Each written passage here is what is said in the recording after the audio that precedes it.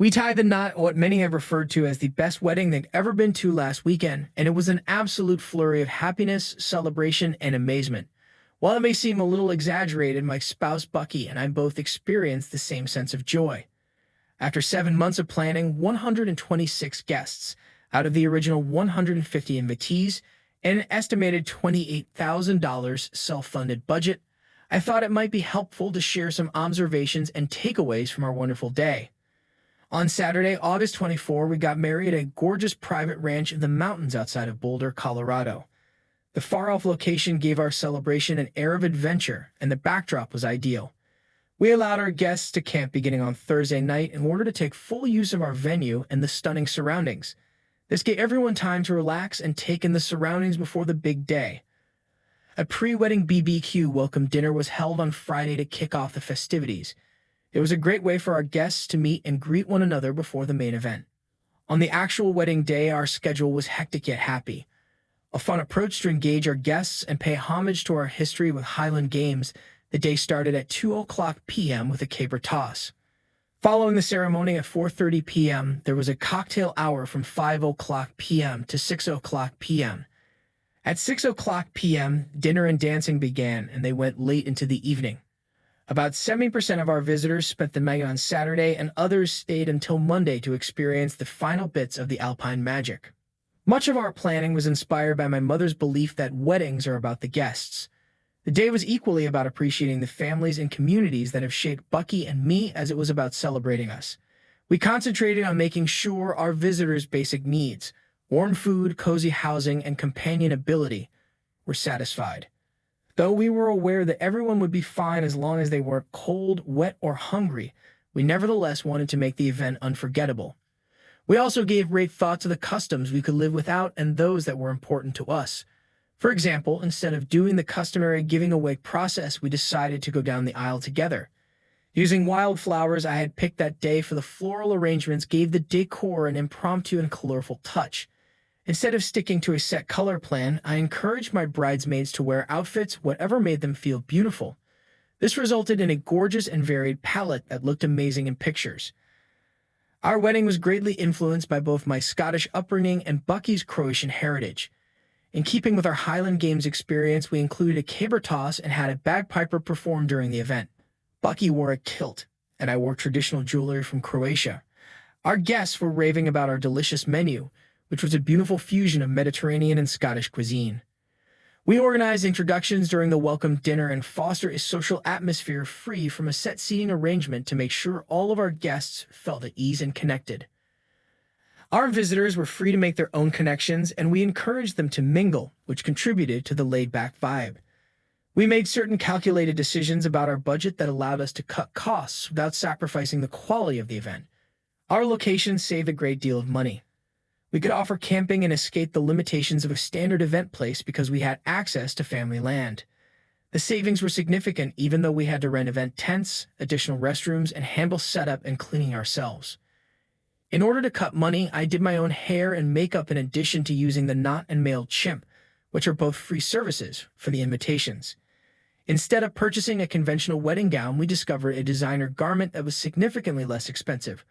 We were able to avoid spending extra money on a reception dress that would have only been worn once and seemed pointless because of the savings on the dress. We chose non-diamond options for our rings that complemented our Western style, and we managed to keep the cost of both our engagement and wedding bands around $500. We provided a selection of soft drinks, water, wine, Prosecco, and 2 unique cocktails in place of a complete open bar. This gave us the ability to successfully control our budget and still provide our customers enjoyable options. Additionally, Thumbtack proved to be a far more affordable option for finding caterers than the Knot. We were able to meet different dietary preferences while keeping costs down by going with an attended buffet rather than a plated dinner and going with mini handheld desserts rather than a traditional wedding cake. Some of the purchases we made were well worth the money. One of the best choices we made was to hire a friend of a friend to handle the day of coordination. Numerous attendees expressed their admiration for the event's impeccable organization, which she handled with ease. For an additional $2,500, we hired a 5-piece bluegrass band from the area, which gave our reception a fun and energetic vibe. We paid $4,600 for the photography, But the pictures turned out so beautifully even Bucky, who wasn't convinced at first, now feels it was a good investment. Among the most important realizations we had was that individuals truly want to assist. Visitors offered to help in a variety of ways, including running errands and lending decorations. We gave them activities to do so that they might socialize and make new friends. It was also appreciated that guests were given some free time to explore and unwind.